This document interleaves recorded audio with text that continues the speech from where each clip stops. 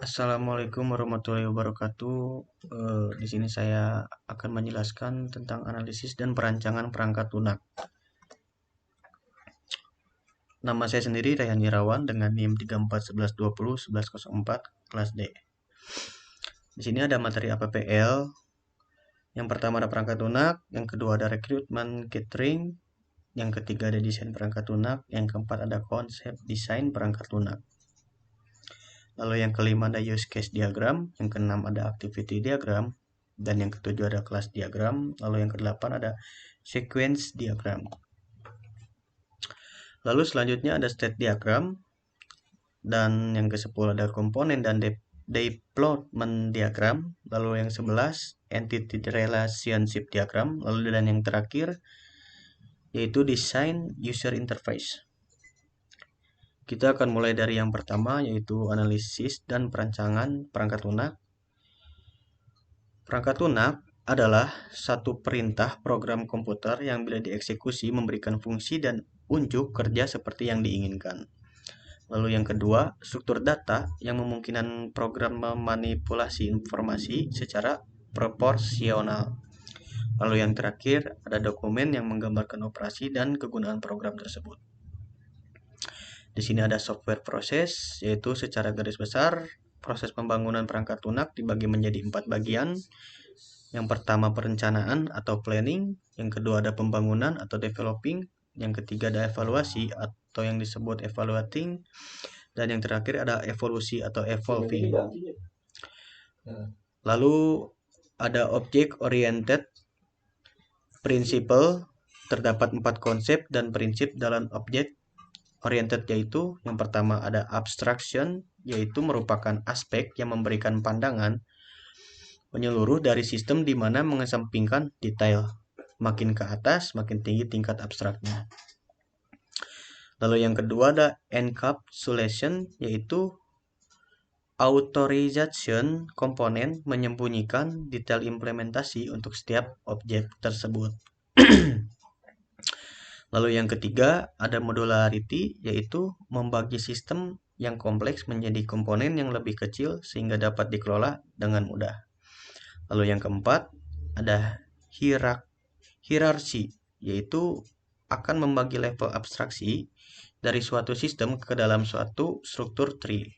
Makin ke atas, makin tinggi tingkat abstraknya, makin ke bawah, makin rendah tingkat abstraksinya, hingga dapat diimplementasikan secara nyata dalam bentuk sistem yang utuh.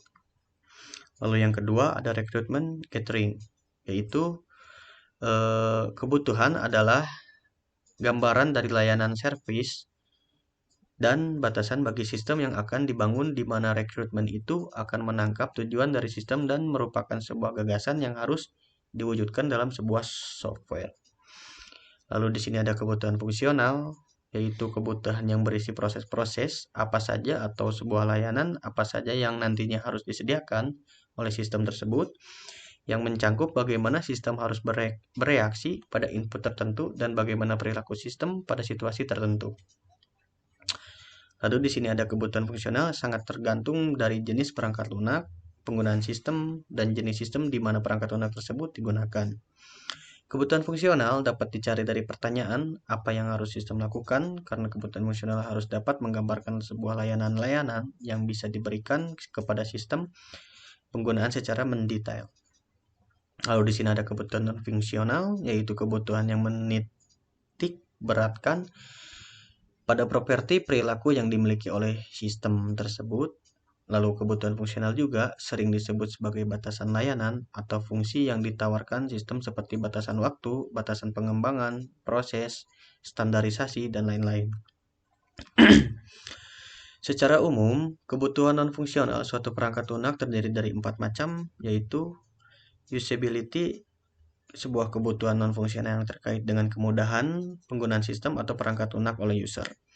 Portability, yaitu kemudahan dalam pengaksesan sistem, khususnya terkait dengan faktor waktu dan lokasi pengaksesan serta perangkat atau teknologi yang digunakan untuk mengakses. Lalu ada reliability, merupakan kebutuhan terkait kehandalan sistem atau perangkat lunak, termasuk juga faktor keamanan yang disebut security system. Lalu yang terakhir ada supportability, ialah kebutuhan terkait dengan dukungan dalam penggunaan sistem atau perangkat lunak. Lalu di sini ada desain perangkat lunak tersebut. Definisinya yaitu tempat di mana kualitas sebuah software ditentukan. Desain menjadi sebuah referensi dalam menilai kualitas sebuah software. Lalu desain adalah satu-satunya cara merelasikan kebutuhan customer dengan software yang dibangun. Di sini sendiri ada manfaat desain, yaitu yang pertama untuk komunikasi dengan stakeholder sebagai bahan analisa sistem dan dapat digunakan kembali untuk software dengan skala yang lebih besar dan menjadi panduan dalam melakukan sebuah coding. Lalu di sini yang keempat ada sebuah konsep desain perangkat lunak. Konsep tersebut merupakan kriteria dasar untuk mengukur sebuah desain. Dan konsep tersebut memiliki 4 komponen, yaitu yang pertama menentukan kriteria yang digunakan untuk membagi software menjadi komponen-komponen. Yang kedua memisahkan antara struktur data atau fungsi dengan konsep sebuah software. Yang ketiga menentukan kualitas sebuah desain software. Lalu ada software producer, yaitu untuk membatasi hierarki kontrol tanpa melihat urutan pemrosesan data keputusan. Dan ada informasi heading. Konsep modularasi membawa setiap desainer perangkat lunak ke suatu pertanyaan mendasar, yaitu bagaimana mendekomposisi suatu solusi perangkat lunak untuk mendapatkan serangkaian modul terbaik. Lalu ada use case diagram, yaitu bahasa untuk capturing knowledge tentang suatu subjek dan untuk expressing knowledge terhadap subjek tersebut untuk tujuan komunikasi. Lalu ada merupakan bahasa untuk memodelkan sistem pada area rekayasa perangkat lunak. Dan ini contoh dari use case tersebut bisa dilihat. Lalu use case yaitu yang dibuat untuk menggambarkan kebutuhan fungsional dari solusi yang diharapkan. Lebih ditekankan terhadap apa kebutuhan atau bukan bagaimana cara menyelesaikannya. Fokus kepada apa kebutuhan yang bisa dikerjakan oleh sistem komputer, dan kebutuhan yang dimaksud adalah kebutuhan dari sudut pandang user tersebut.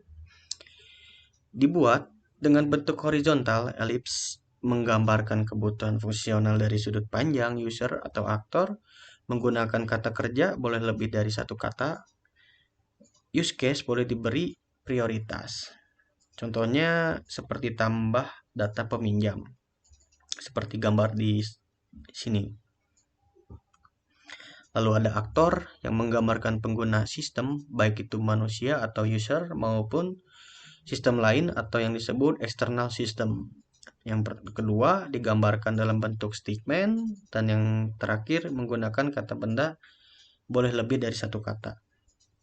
Lalu ada asosiasi yang bukan menggambarkan aliran informasi, dapat menggambarkan aliran fungsi yang terdiri dari 4 contoh tersebut, yaitu yang pertama asosiasi antara aktor dengan use case, asosiasi antara use case dengan use case. Lalu ada generalization atau specialization atau inheritance antar kantor, dan generalization atau specialization atau interization antar use case. Lalu ada activity diagram dengan contoh gambar seperti ini. Definisi dari activity diagram adalah diagram yang memberikan gambaran secara visual akan suatu kegiatan atau aktivitas, baik itu suatu sistem, proses bisnis, workflow, dan proses lainnya. Diagram ini berfokus pada aktivitas yang dilakukan oleh sesuatu atau seseorang yang bertanggung jawab terhadap aktivitas tersebut.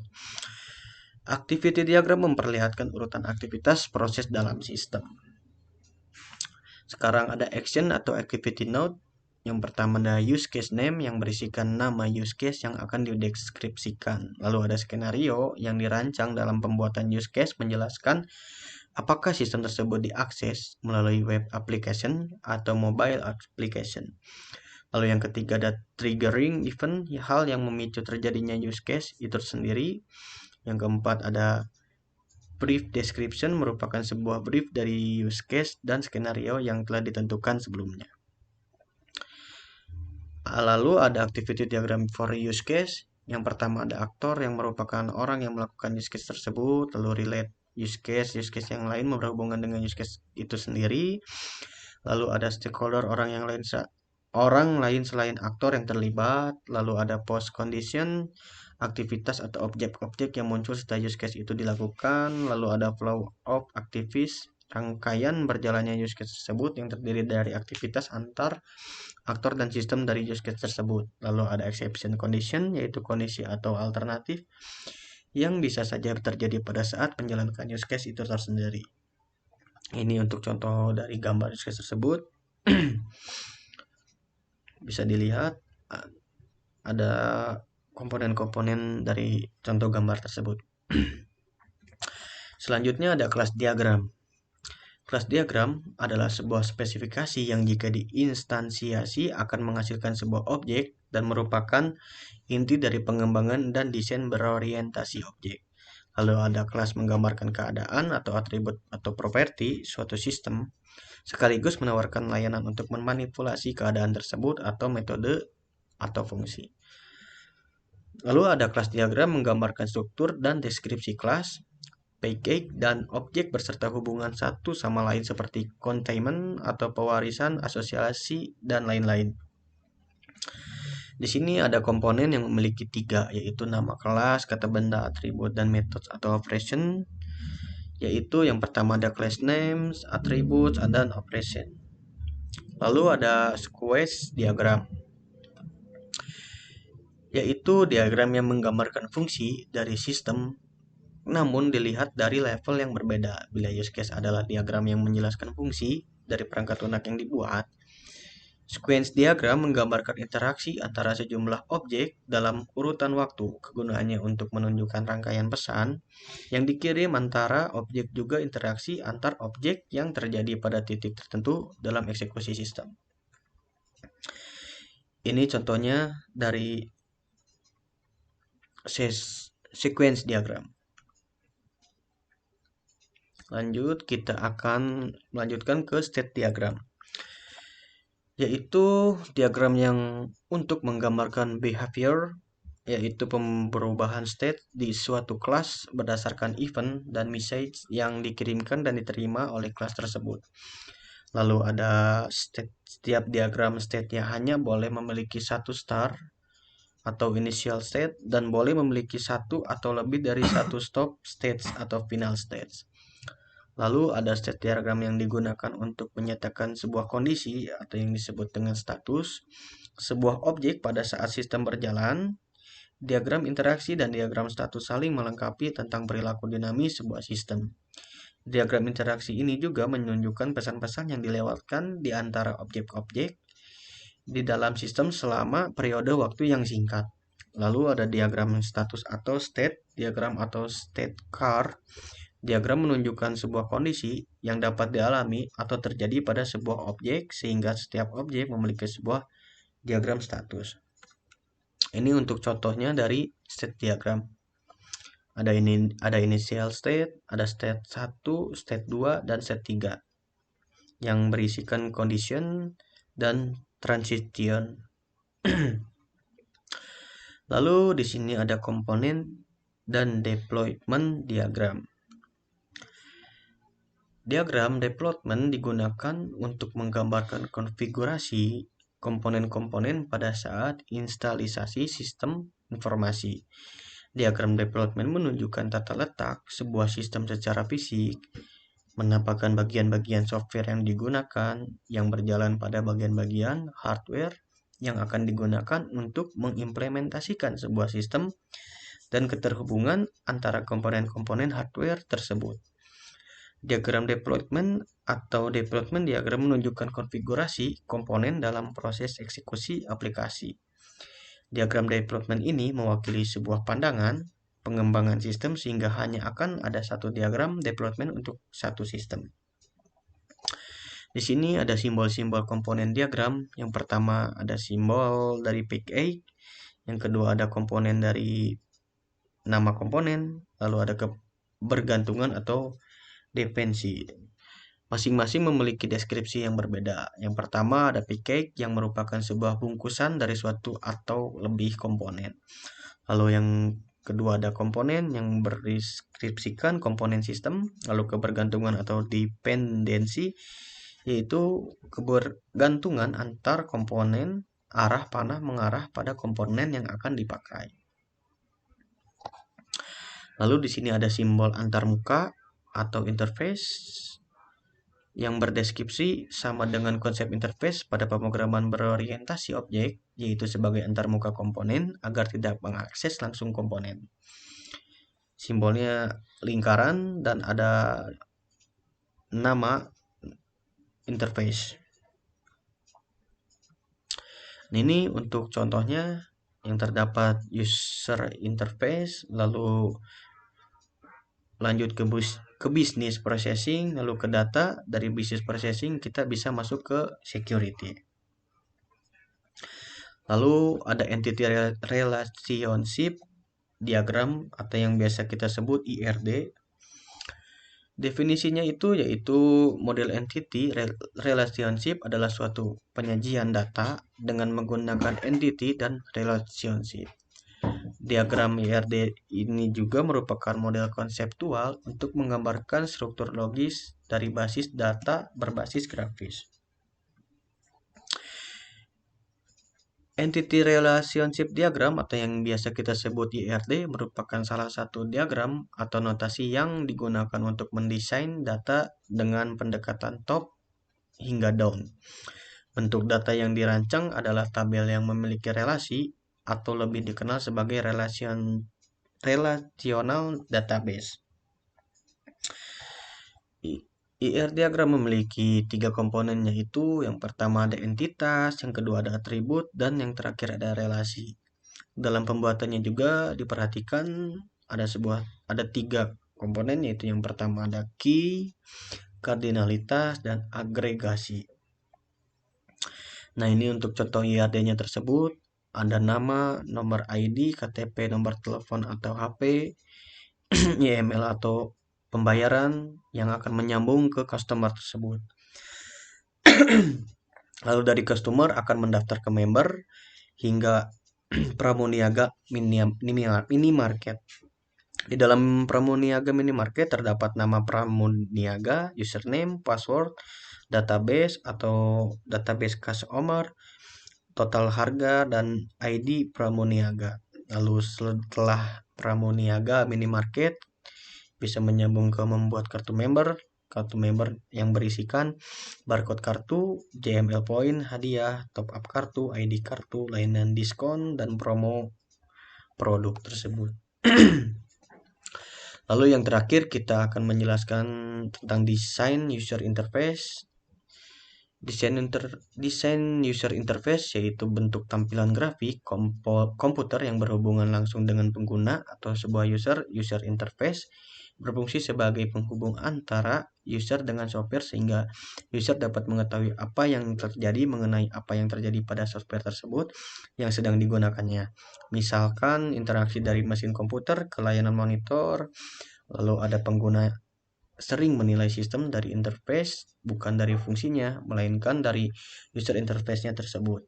Jika desain user interface yang buruk, maka itu sering terjadi alasan untuk tidak menggunakan software tersebut.